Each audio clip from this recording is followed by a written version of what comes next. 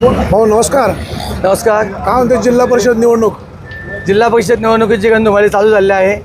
आता फॉर्म बघायला सुरुवात झालेली आहे. 21 तारखेपर्यंत फॉर्म बघायचे आहेत. आमच्या देखील उमेदवारांचे फॉर्म उद्या सकाळी त्या ठिकाणी भरले जाणार आहे. आपण पिंपळगावमध्ये आहोत. आता हे पिंपळगाव कुठल्या झेडपी गटामध्ये? पिंपळगाव औसरी बुद्रुक हा जिल्हा परिषद गट आहे. त्याच्यामध्ये म्हणजे 2 पंचायत समिती गण आहेत. तर आता जिल्हा परिषदचे जे राष्ट्रवादी काँग्रेस पक्षाचे उमेदवार आहेत जिल्हा परिषदसाठी ते विष्णू काका हिंगे यांची उमेदवारी निश्चित झालेली आहे. आणि पंचायत समितीसाठी पिंपळगाव गणातून शिवाजी संपतराव निगोट यांची उमेदवारी निश्चित झालेली आहे. आणि औसरी बुद्रुक गणातून निलेश नामदेव टेमकर यांची उमेदवारी निश्चित झालेली आहे. तिन्ही उमेदवार निश्चित झालेत. हे तिन्ही उमेदवार लोकमतातले आहेत. सर्वसामान्य जनतेच्या सुखदुःखामध्ये असणारे आहेत. आणि आता लोकसंपर्क दौरा चालू झालेला आहे. अजून जरी फॉर्म भरलेला नसला पण लोकांच्या गाठीभेटी त्यांचे आशीर्वाद घेण्याचं काम चालू आहे. प्रतिसाद कसा मिळतोय? प्रतिसाद अतिशय छान आहे. कारण आता तसं जर पाहिलं तर गेल्या विधानसभा मध्ये 2 राष्ट्रवादी वेगवेगळ्या झाल्या होत्या. आदरणीय पवार साहेबांचा पक्ष वेगळा होता, आदरणीय अजितदादांचा वेगळा होता. त्यामुळं थोडंसं नाही म्हटलं तरी ज्येष्ठ मंडळी नाराज होती. आणि त्यावेळेस मग जे वातावरण होतं ते आता खूप बदलून गेलेलं आहे. आता पण एक आहे, जरी 2 राष्ट्रवादी झाल्या तरी आदरणीय वळसे पाटील साहेबांच्या ऑफिसमध्ये कारखान्यामध्ये जिथं पवार साहेबांचा फोटो होता. पवार साहेबांना दैवत कालपर्यंत मानत होते, आजही मानतात आणि भविष्यात सुद्धा पवार साहेबच दैवत असणार आहे. त्यामुळे पवार साहेबांचा फोटो कधीही काढला गेलेला नाही. आणि आता 2 राष्ट्रवादी एकत्र आल्यात असं म्हटल्यानंतर जी लोक कालपर्यंत म्हणत होती की पवार साहेब आमचं दैवत आहे, तर त्यांचं आता सहज एक मी सकाळी सोशल मीडियावर पत्रक बघितलं तर पवार साहेबांचा फोटोच गायब करून टाकला आहे.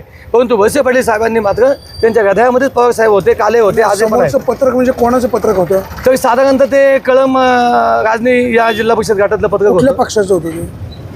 आता शिवसेना तुतारी म्हणजे असेच म्हणजे जे पवार साहेबांचे निष्ठावान म्हणत होते त्यांचं पत्रक होतं. त्याचं प्रकाशक कोणी होतं का? प्रकाशक वगैरे त्याच्या खाली? नाही, एवढं आम्ही वाचलं नाही, पण त्या गटातलं होतं. पवार साहेबांना मानणारे जे आम्ही म्हणतो ते आम्ही पवार साहेबांचे निष्ठावान आहेत त्यांचे फोटो त्याच्यावरती होते. आणि त्याच्यावरती पवार साहेबांचा मात्र फोटो त्यांनी काढून टाकला. म्हणजे याच्यातून कळून चुकतं काही यांना पवार साहेबांची निष्ठा वगैरे असं काही नव्हतं. तर खऱ्या अर्थानं स्वतःचा वैयक्तिक काही हेतू असेल आणि म्हणूनच त्यांनी तो. आता पुणे जिल्ह्यामध्ये 2 राष्ट्रवादी एकत्र लढण्याचं नियोजन चालू आहे. आंबेगावमध्ये बिघाडी होताना दिसतंय. काय कुठेतरी मीपणा आड येतो? नाही, आंबेगावमध्ये जरी काही असलं तर या आंबेगावमध्ये नाही म्हटलं तर ज्येष्ठ मंडळी आदरणीय पवार साहेबांना मानणारी होती आहे. त्यानंतर जो युवक वर्ग आहे तो वळसे पाटलांच्या विकासाला प्रेरित होऊन वळसे पाटलांच्या नेतृत्वाला मानणार आहे. आणि आता पवार साहेब आणि वळसे पाटील अजितदादा हे जेव्हा आता पुन्हा एकत्र येत आहेत, वेगळं झालेलं कुटुंब पुन्हा एकत्र होते, ही अतिशय आनंदाची बाब आहे, समाधानाची बाब आहे. त्यामुळे आता ज्येष्ठ आणि युवक एकत्र येऊन पुन्हा जो आंबेगाव एक संघ होता तो आंबेगाव एक संघ पाहायला मिळेल. त्यामुळे इथल्या 5 जिल्हा परिषद आणि 10च्या 10 पंचायत समिती या आदरणीय वळसे पाटलांच्या नेतृत्वाखाली त्या ठिकाणी निवडून येतील असा विश्वास आम्हाला आहे. कार्यकर्ते एकत्र येतील, परंतु देवदत्त निकम वगैरे त्यांची भूमिका तसं वेगळा चलो रे अशीच आहे ना? त्याचा काय परिणाम होईल का? देवदत्त निकम यांची भूमिका जरी पवार साहेबांच्या आता विरोधात असली परंतु कालपर्यंत ते पवार साहेबांचे निष्ठावान म्हणूनच त्या ठिकाणी फिरत होते. परंतु जनता मात्र ही नेहमी समजा पवार साहेबांना मानणारे असतील तर ते पवार साहेबांच्याच पाठीशी राहते, वळसे पाटलांना मानणारे असतील तर त्यांच्याच पाठीशी राहते. आणि मग आता मागच्या वेळेस पवार साहेबांना मानणारे लोक कदाचित त्या ठिकाणी तुतारीला त्यांनी मतदान केलं, वळसे पाटलांना मानणाऱ्या लोकांनी मतदान घड्याला केलं. पण आता पवार साहेब आणि वळसे पाटील जेव्हा एकत्र आहेत तर सर्वसामान्य जनता आता एकत्र आहे. जरी समजा पुढारी कार्यकर्ते नेते वेगवेगळे असतील किंवा त्यांना हा निर्णय पवार साहेबांचा वळसे पाटलांचा अजितदादाचा मान्य नसेल, पण जनतेला मात्र हा निर्णय आवडलेला आहे. आता पवार साहेबांचे जो पक्ष आहे म्हणजे राष्ट्रवादी काँग्रेस शरदचंद्र पवार, तर त्यांच्या तुमच्या आंबेगावच्या काही स्थानिक कार्यकर्त्यांशी किंवा दुसऱ्या फळीच्या नेत्यांशी काही बोलणं झालं? बाळासाहेब बानखेले वगैरे यांच्याशी काही? नाही, आता याच्यात विषय असा आहे सर की नेत्यापेक्षा सर्वसामान्य जनता त्याचं मत निश्चित असतं, त्याची भावना त्याची श्रद्धा ही ठरलेली असते. मग आता जरी समजा नेते, आता मी समजा वळसे पाटलांना मानणारे कार्यकर्ता आहे, मी आता समजा रात्रीत पक्ष बदलला म्हणून माझ्या मागे कोणी यायला मोकळं नाही म्हणतात, गेला ना त्याच्या स्वतःसाठी गेलाय. जनता ही जागेवर राहते. त्यामुळे पवार साहेबांच्या पाठीमागे जी कालपर्यंत लोक होती ती जरी कदाचित आता एक या युती त्यांना मान्य नसेल, पण जनतेला मात्र ही युती मान्य आहे सर्वसामान्य. काल बाळासाहेब बानखेले खासदार अमोल कोल्हेंना भेटायला आले तर ते आमच्याशी खाजगी बोलताना असं म्हणाले की बाबा आम्ही एकत्र यायला तयार आहोत. एखादा नेता कोणी ऐकत नसेल तर ती त्यांची भूमिका असेल, पण आम्हाला एकत्र यायला आवडेल. निश्चित त्या गोष्टीचं स्वागत खाजगीत म्हणाले या गोष्टीचं निश्चित वळसे पाटील साहेब असतील किंवा नेते मंडळी असतील स्वागतच करणार. तुम्ही कारण एक हात पुढे करणार आहे का? सुबह कोणाच्या का बोला करणार आहे का? सुबह का बोला शाम को वापस आया तो उसको बोला नाही कहते. त्यामुळे जरी काल काही कारणास्तव दोन पक्ष झाले असतील, पण आता जर दोन्ही नेते पुन्हा एकत्र येत असतील तर सर्वसामान्य जनतेच्या दृष्टीने ही अतिशय आनंदाची बाब आहे, समाधानाची बाब आहे. आता तुमच्या पिंपळगावमधून प्रभाकर बांगर सुद्धा इच्छुक आहेत. शेतकरी संघटनेत ते चांगलं काम करत आहेत. शेतकरी संघटना ही निपक्ष आहे. आता ते राजकारणामध्ये उडी घेत आहेत. काय लोक साथ देतील? आता त्यांचा वैयक्तिक असलेला लोकसंपर्क, त्यांचे असलेला नातेसंबंध, त्यांचा असलेला मित्रपरिवार, आता या स्थानिक निवडणुकीत नाही म्हटलं तरी पक्षाच्या बरोबरीने वैयक्तिक काही रिलेशन असतील तर त्या ठिकाणी मतदान होत असतं. आता त्यांचा किती लोकसंपर्क आहे त्यांनाच माहीत आहे. आता आम्ही राष्ट्रवादी काँग्रेस पक्षाचं काम करतो, वळसे पाटील साहेबांचं काम करतो. त्यामुळं आम्हाला मानणारे लोक, साहेबांना मानणारे लोक ही साहेबांनाच मतदान करणार आणि त्यांना जे काही लोक मानणारे असतील तर ते मतदान त्यांना होणार. आता 5 जिल्हा परिषदेचे गट आहेत आणि 10 पंचायत समितीचे गण आहेत. काय चित्र पाहायला मिळेल निवडणुकीत? किती जागा मिळतील तुम्हाला? आता मागच्या निवडणुकीमध्ये तसं पाहिलं तर अनेक ठिकाणी थोडंसं नाही म्हटलं तर खूप चुकच झाली. वळसे पाटील साहेबांना सुद्धा हे 2 पक्ष झाल्यामुळं पवार साहेबांना देव मानणारी लोक त्यांनी वळसे पाटील साहेबांना त्या काळात मतदान केलेलं नाही. पण आता सगळ्यांना माहीत झाले की वळसे पाटील साहेब आणि पवार साहेब आता पुन्हा एकत्र आहेत आणि त्यामुळे ज्या विधानसभेला जे चित्र होतं ते आता या जिल्हा परिषद पंचायत समितीला पाहायला मिळणार नाही. तर आता हे सगळं चित्र राष्ट्रवादी काँग्रेस पक्षाच्या बाजूनेच पाहायला मिळेल. त्यामुळे जसा निकाल गेल्या पंचवार्षिकला म्हणजे मागच्या जिल्हा परिषद निवडणुकीला लागला तशाच पद्धतीचं वातावरण आता पुन्हा एकदा तयार झालेलं आहे आणि वळसे पाटील साहेबांच्या नेतृत्वाखाली या ठिकाणी जिल्हा परिषद सदस्य, पंचायत समिती सदस्य हे वळसे पाटील साहेबांच्या मार्गदर्शनाखाली राष्ट्रवादी काँग्रेस पक्षाचेच निवडून येतील हा विश्वास सर्वसामान्य जनतेला आहे. शिवाजी आढळराव थोडेसे डिस्टर्ब आहे, नाराज अशी चर्चा होते. ही चर्चा जरी विरोधकांमध्ये असली परंतु आम्हाला दादा तसे कधी नाराज वाटलेले नाही. दादा प्रत्येक वेळेस सुखदुःखामध्ये सगळ्यांच्या असतात. वळसे पाटील साहेबांच्या सोबतीने प्रत्येक कार्यक्रमामध्ये देखील असतात. त्यामुळे आता ही चर्चा कोण करतं कुठं करतं आम्हाला तरी माहीत नाही. पण आमच्या नजरेत तरी दादा आणि साहेब हे एक आहेत आणि एकजुटीनेच काम करतील. तर पारगाव गटामध्ये अरुण गिरे इच्छुक आहेत. त्यांनी पत्रकार परिषद घेतली, थोडीशी नाराजी व्यक्त केली. काय तुमचं त्यांच्याशी बोलणं वगैरे झालं? नाही, माझं वैयक्तिक बोलणं झालेलं नाही सर. आता अरुणराव गिरे उपाध्यक्ष होते, वळसे पाटील साहेबांच्या नेतृत्वाखाली तिकीट मिळालं, उपाध्यक्षपद त्या ठिकाणी भोगलं. त्यानंतर विधानसभा पण त्यांनी लढवली. आता मी सुद्धा माझ्यासारखा कार्यकर्ता वळसे पाटील साहेबांच्या आशीर्वादानं मी गावचा सरपंच 2 वेळा झालो, जिल्हा परिषद सदस्य पण झालो. आता मी सुद्धा इच्छुक होतो, माझ्या गावाला वाटत होतं मला तिकीट मिळावं. परंतु एक आहे, शेवटी 14 गावं या मतदारसंघामध्ये आहेत, इच्छुकांची संख्या मोठी आहे, प्रत्येकाला वाटतं मला तिकीट मिळावं. त्यामुळे आता एकदा जर माताजीला संधी मिळाली तर पुन्हा नवीन कार्यकर्त्याला जर मिळाली तर त्यात मी आनंद मानला पाहिजे आणि त्या कार्यकर्त्याला आपण ताकद दिली पाहिजे ही माझ्यासारख्या कार्यकर्त्याची भूमिका आहे. त्यामुळे आता अरुणराव त्या ठिकाणी इच्छुक होते. निश्चित इच्छुक राहणं लोकशाहीमध्ये काही वावगं नाही, प्रत्येकाला इच्छा असते. परंतु शेवटी संधी देत असताना पक्षश्रेष्ठींपुढे नेत्यांपुढे देखील प्रश्न असतो की नक्की संधी कोणाला द्यायची आणि मग जनमताचा कौल घेऊन ज्याला पसंती आहे अशा कार्यकर्त्याला त्या ठिकाणी संधी दिली जाते.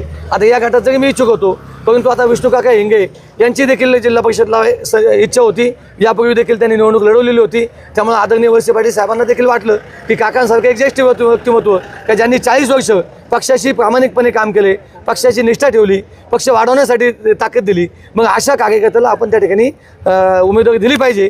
या भावनेतून काकांची उमेदवारी निश्चित झाली आणि त्या उमेदवारीचं स्वागत सगळ्या मतदारसंघातील जनतेने केलेलं आहे. काका जिल्हा दूध संघ वाचतानाही पुन्हा जिल्हा परिषदेला काकाच दुसऱ्या एखाद्या कार्यकर्त्याला संधी द्यायला हवी होती असा पण सूर ऐकायला मिळतो.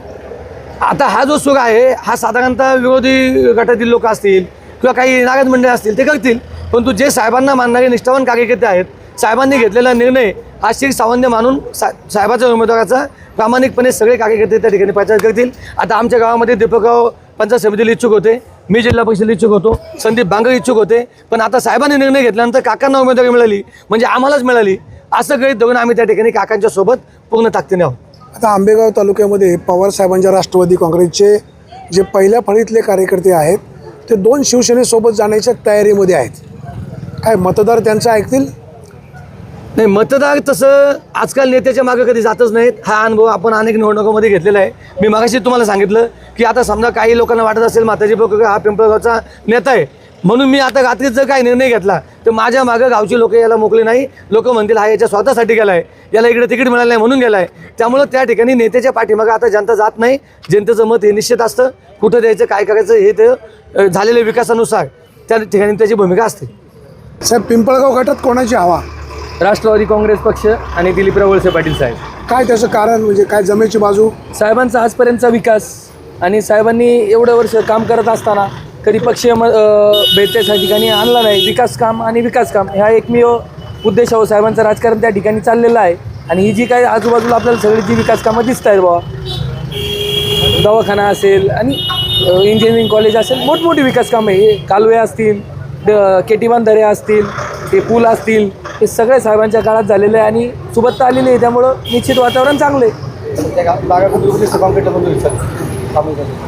आणि सध्याचा काळ पाहता या 5-6 महिन्यामध्ये सुमारे 12 कोटी रुपयाची काँक्रिटीकरणाची कामं वेगवेगळ्या रस्त्यांच्या वरती त्या ठिकाणी चालू आहेत. आता हा चौकातला रोड सुमारे 1.5 कोटी रुपये मागच्या टर्मला टाकले होते, अर्ध काम पूर्ण झालेलं आहे आणि 1.25 कोटी आत्ता टाकले, ते पण काम पूर्ण होणार आहे. टावरेवाडीचा कडे जाणाऱ्या रस्त्याचं काँक्रिटीकरणावरती पैसे पडलेले आहेत. निरगुड सरकडे जाणाऱ्या रस्त्यावरती काँक्रिटीकरणाचे पैसे पडलेले आहेत. अशा पद्धतीने सर्वांगीण विकासाची कामं साहेबांच्या नेतृत्वाखाली त्या ठिकाणी चालू आहे. आणि जिल्हा परिषद सदस्य जर नामदार वळसे पाटील साहेब आणि अजितदादा पवार यांना मानणारे असतील तर निश्चितच त्या ठिकाणी मोठ्या प्रमाणात निधी उपलब्ध होऊन या परिसराचा विकास करणं अधिक सोपं होऊन जाईल. आता पुणे जिल्ह्यामध्ये 2 राष्ट्रवादी काँग्रेस एकत्र येत आहेत, परंतु आंबेगावमध्ये मात्र कोणाचा तरी मीपणा आडवा येतो.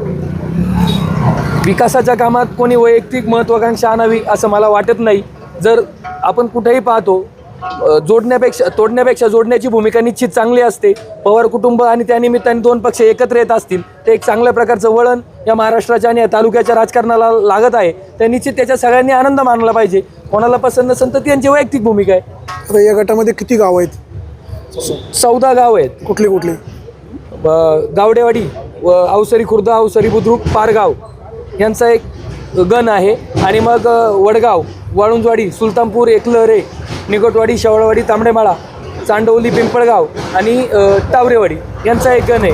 अशी ही गावं या जिल्हा परिषद गटामध्ये आहेत. एका गटामध्ये अवसरी खुर्द पंचायत समिती गणामध्ये निलेशराव टेमकर आणि पिंपळगाव पंचायत समिती गणामध्ये शिवाजी शेठ संपतराव निवटे बैलगाडा, प्रसिद्ध बैलगाडा त्या ठिकाणी निवडणूक लढवत आहेत. आता अरुण गिरे जरी या गटामधले मतदार नसले, उमेदवार नसले, तरी तुमच्या राष्ट्रवादी काँग्रेसचे ते एक युवा नेते आहेत. बरोबर. ते नाराज आहे, त्याचा काय फटका बसेल?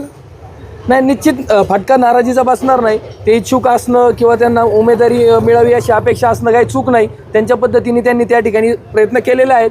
आता शेवटी निवडणुकीमध्ये उमेदवारी देताना चारी बाजूने सर्वेचा वगैरे इतर गोष्टीचा अंदाज घेऊन त्या ठिकाणी पक्षश्रेष्ठी निर्णय घेत असतात.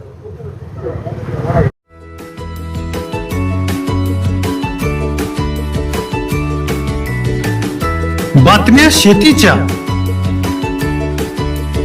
बातम्या मातीच्या, बातम्या अन्यायाच्या, गुन्हेगारीच्या,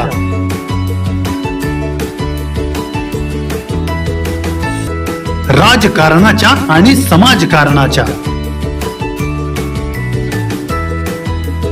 शोषणाविरुद्ध बुलंद आवाज, जनसामान्यांच्या हुंकाराची गाज, सत्कार्याला प्रोत्साहन, दुष्कृत्याला अनुशासन, निर्भीड, निस्पृह, सडेतोड, बेधडक आणि रोखटोक म्हणजेच विघ्नहर टाइम्स. शोध बातमीचा, ध्यास सत्याचा. आपलं चॅनल, आपली बातमी. सबस्क्राईब तर कराच, पण बेल आयकॉनवर क्लिक करायलाही विसरू नका.